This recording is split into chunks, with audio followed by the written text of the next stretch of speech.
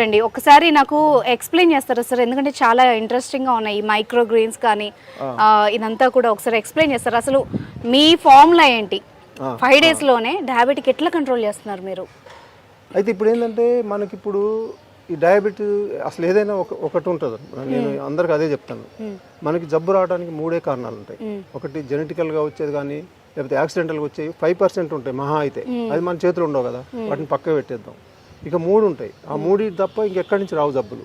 ఒకటి ఫుడ్లో లోపమా, ఫుడ్లో జరిగే వాటి వలన అందులో ఏం ప్రాబ్లం జరుగుతుంది అనేది ఒకటి. నెంబర్ 2 బ్లడ్ సర్క్యులేషన్, మనకి రక్త ప్రసారం అనేది మెయిన్ కదా, ఇది నెంబర్ 2. నెంబర్ 3 అన్నిటికన్నా ముఖ్యమైనది ఇప్పుడు ప్రపంచాన్ని మొత్తం అతలాకుతలం చేసేది స్ట్రెస్.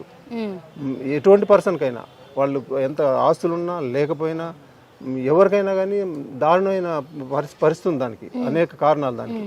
ఈ 3టిని తీసుకున్నాం ఇప్పుడు మనం. ముందు ఓన్లీ ఫుడ్ అనుకున్నాం, కాదు ఫుడ్ కాదు ఇంకేదో యాడ్ చేయాలి. ఒక యోగా. ఎందుకంటే నేను చాలా 20-25 years నుంచి చేసుకుంటూ వస్తున్నాను కాబట్టి అంత పట్టుంది నాకు.